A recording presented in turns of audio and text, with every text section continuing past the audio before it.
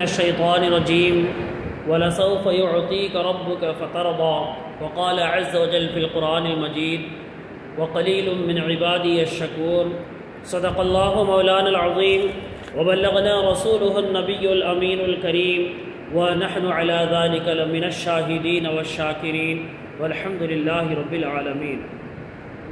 معزز سامعین اکرام، اللہ تبارک و تعالیٰ کا بے انتہا فضل و کرم اور احسان ہے کہ اللہ تبارک و تعالیٰ نے ہمیں اور آپ کو آقا دو جہاں حضرت محمد مصطفیٰ صلی اللہ علیہ وسلم کی امت میں پیدا فرمایا، اور آج الحمدللہ یہ بڑے ہی خوشی اور مسرت کا دن ہے کہ ایک تو اللہ تبارک و تعالیٰ نے آج ہمیں اور آپ کو جمعہ کی سعادت عطا فرمائی، اور ساتھ ہی ساتھ آج وہ ماہ ربیع النور یعنی ماہ ربیع الاول کی 12 تاریخ ہے، جس میں ہمارے آقا جناب احمد مجتبیٰ محمد مصطفیٰ صلی اللہ تعالی علیہ وسلم کی آمد بھی ہے۔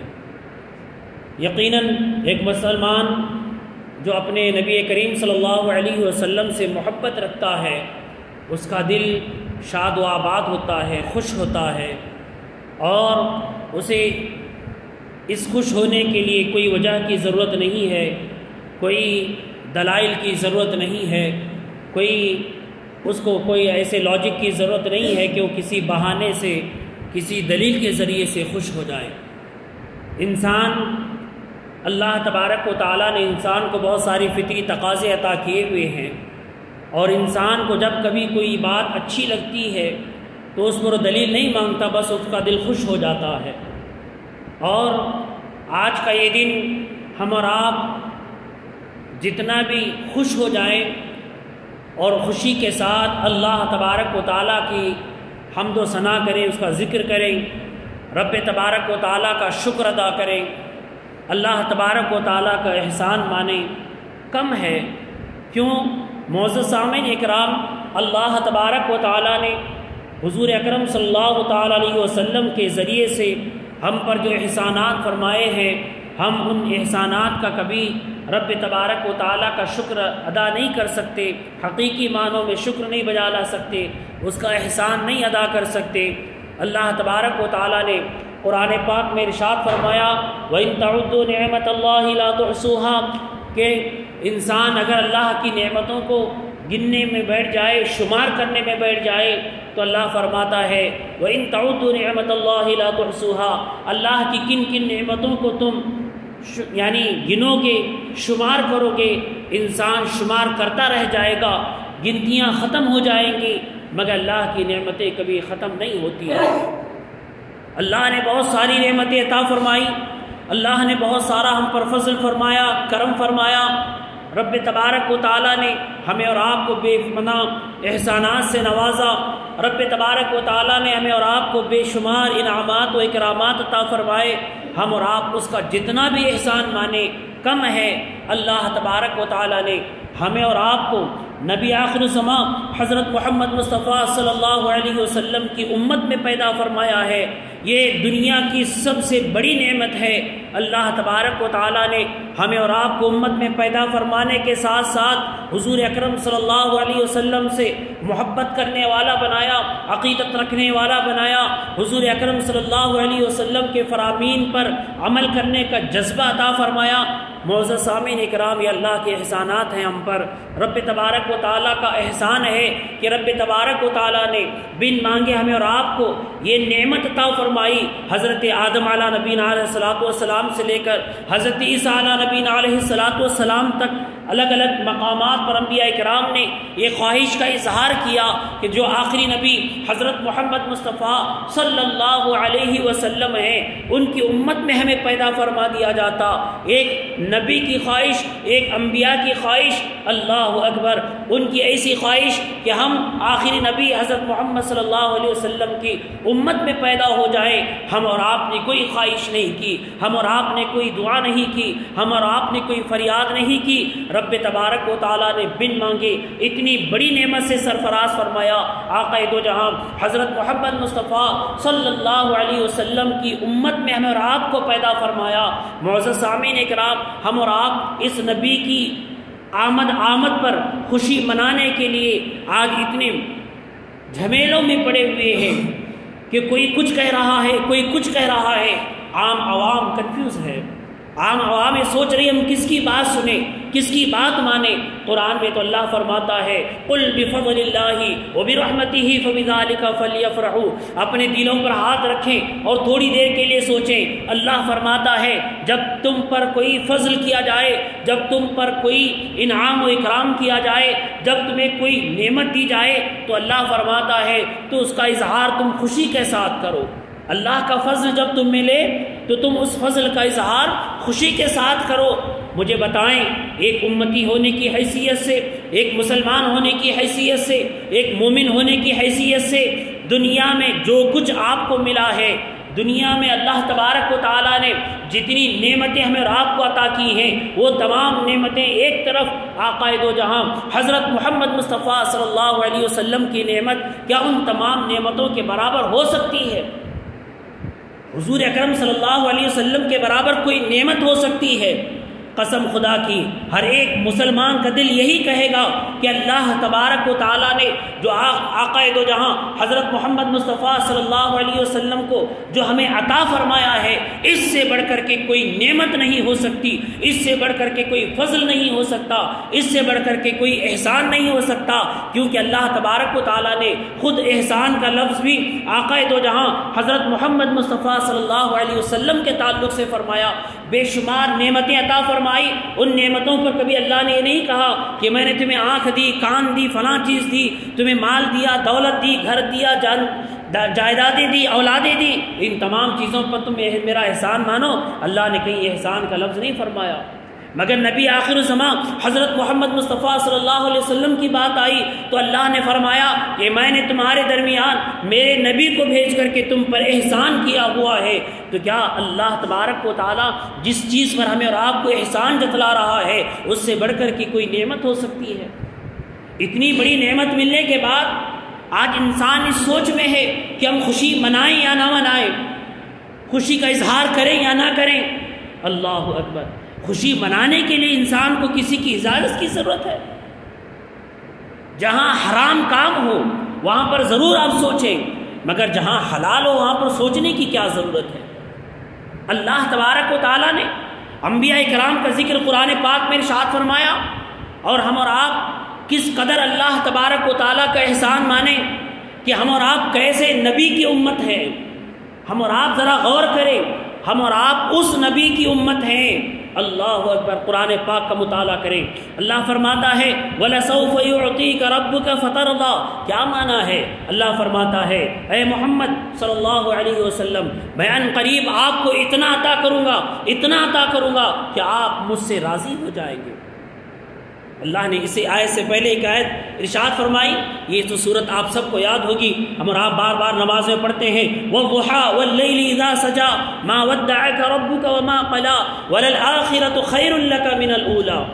اللہ تبارک و تعالیٰ فرماتا ہے آقا دو جہاں حضرت محمد مصطفیٰ صلی اللہ علیہ وسلم کا ہر لمحہ، آنے والا جو لمحہ ہے اس لمحے سے بہتر ہوگا۔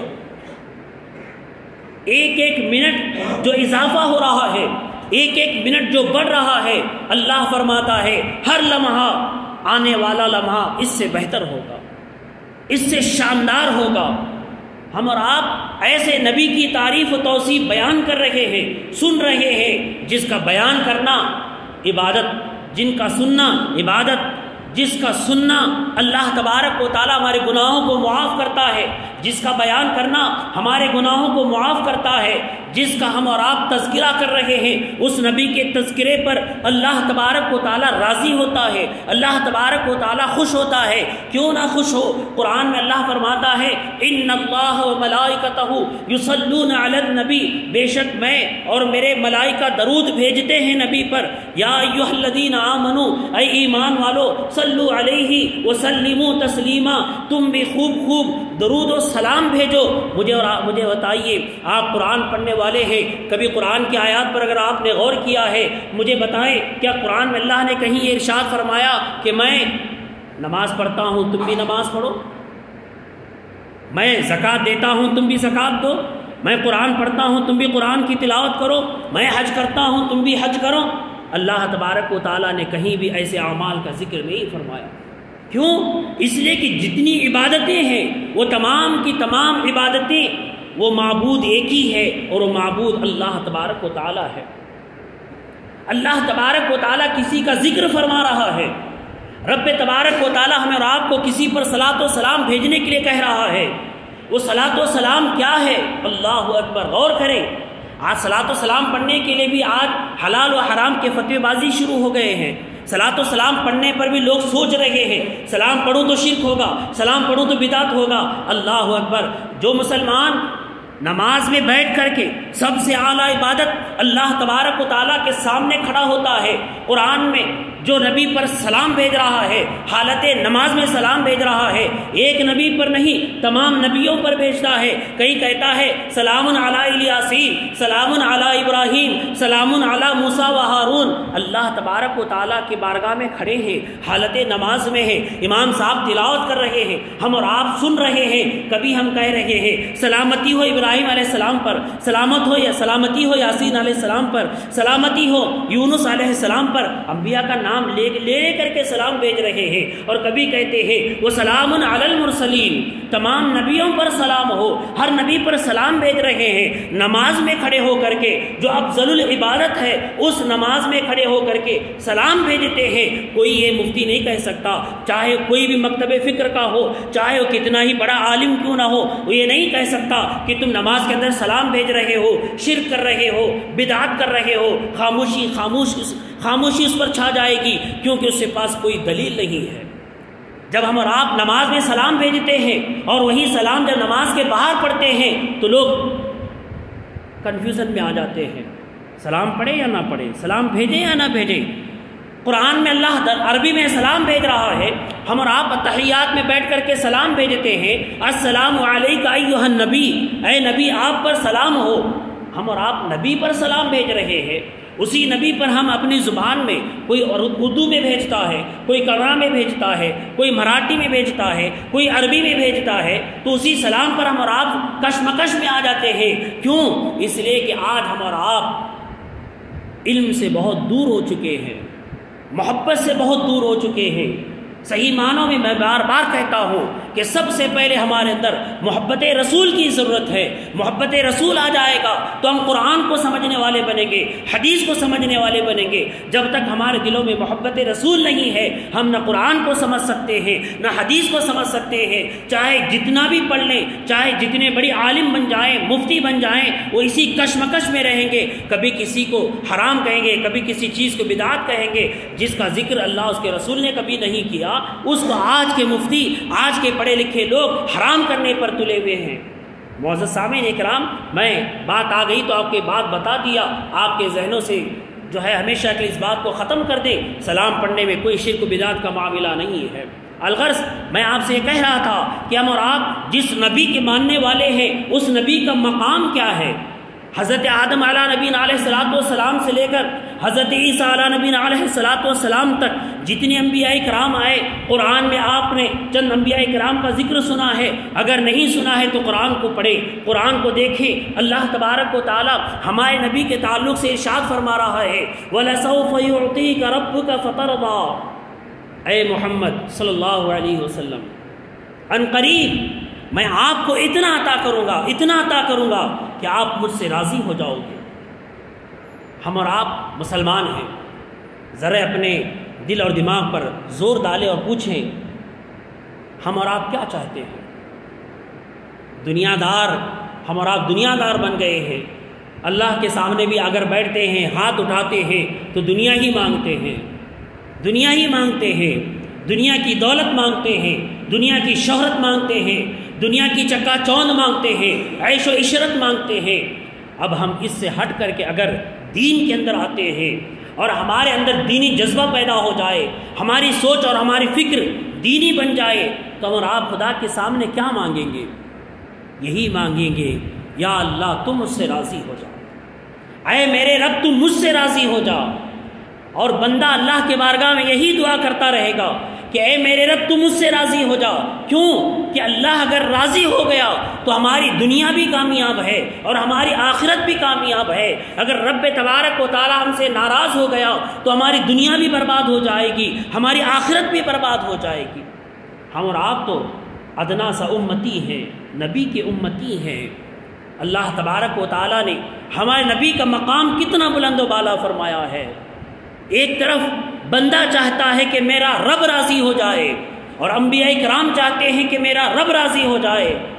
حضرت موسیٰ علیہ نبینا علیہ السلام کا ذکر قرآن پاک میں آتا ہے، علی اثری وعجلت الیک ربی لترضی۔ حضرت موسیٰ علیہ نبینا علیہ السلام اللہ تبارک و تعالیٰ کے بارگاہ میں جلدی جلدی کر کے حاضر ہوتے ہیں۔ سورہ طٰہٰ کی آیت مبارکہ ہے 84 آیت نمبر، آپ جا کر کے کھول کر کے دیکھیں۔ حضرت موسیٰ علیہ نبینا علیہ السلام اللہ کی بارگاہ میں جلدی جلدی کر کے حاضر ہوتے ہیں۔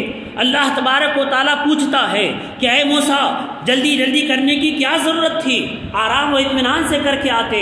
حضرت موسیٰ علیہ السلام کہتے ہیں میں اپنے انداز میں مفہوم آپ کے سامنے رکھ رہا ہوں۔ حضرت موسیٰ علیہ السلام کہتے ہیں اے اللہ میں نے جلدی اس لیے کی تاکہ تو مجھ سے راضی ہو جائے، مجھ سے راضی ہو جائے۔ حضرت یعقوب علیہ نبینا علیہ السلام اپنے بیٹے کے غم میں جدا ہو جاتے ہیں۔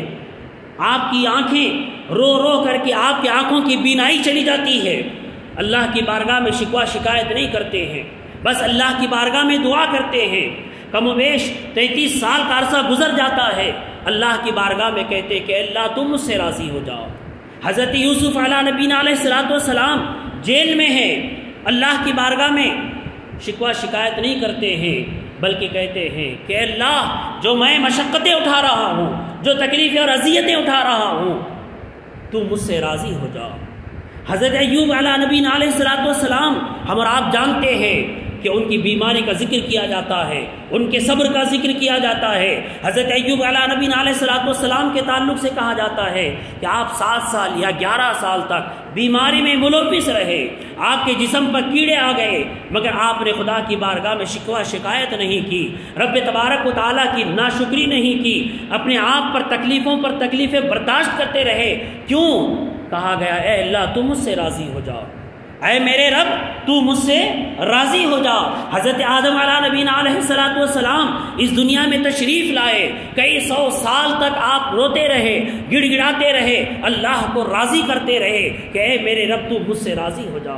حضرت موسیٰ علیہ السلام، حضرت نوح علیہ السلام، حضرت عیسیٰ علیہ السلام، 1,24,000 کم و بیش جتنے انبیاء کرام اس دنیا میں آئے، ہر نبی کی یہی خواہش تھی کہ میرا رب مجھ سے راضی ہو جائے، میرا اللہ مجھ سے راضی ہو جائے، چاہے کتنی ہی مصیبتیں کیوں نہ آ جائیں، چاہے کتنی پریشانیاں کیوں نہ آ جائیں، چاہے کتنی ہی اذیتیں کیوں نہ آ جائیں، ہم ہر اذیت کو برداشت کرنے کے لیے تیار ہیں، ہر تکلیف کو برداشت کرنے کے لیے تیار ہیں، ہر مصیبت کو اٹھانے کے لیے تیار ہیں، مگر اے میرے رب تو ہم سے راضی ہو جا، بس ہم تجھ سے یہی چاہتے ہیں کہ اے ہمارے رب تو ہم سے راضی ہو جا۔ ہم اور آپ اس نبی کی امت ہیں جس نبی کا مقام ہمیں اور آپ کو سمجھنے کی ضرورت ہے۔ اللہ فرماتا ہے وَلَسَوْفَ يُعْطِيكَ رَبُّكَ فَتَرْضَىٰ، اے محمد صلی اللہ علیہ وسلم ان قریب میں آپ کو اتنا دوں گا کہ آپ راضی ہو جائیں گے۔ اللہ تبارک و تعالیٰ فرماتا ہے کہ اے محبوب آپ راضی ہو جائیں گے، یعنی اللہ تبارک و تعالیٰ چاہتا ہے کہ میرا محبوب مجھ سے راضی ہو جائے، میرا محبوب مجھ سے راضی ہو جائے۔ ساری دنیا یہ چاہتی ہے، ساری دنیا میں کائنات میں ہر ذرہ جو کچھ بھی موجود ہے وہ یہی چاہتا ہے کہ اللہ تبارک و تعالیٰ ہم سے راضی ہو جائے، مگر رب تبارک و تعالیٰ یہ چاہتا ہے کہ میرا محبوب مجھ سے راضی ہو جائے۔ اس سے بڑھ کر کے اور کیا چاہیے؟ کتنی بڑی بات ہے۔ ہم اور آپ اس ایک بات پر ہر روز خوشی کا اہتمام کریں تب بھی کم ہے۔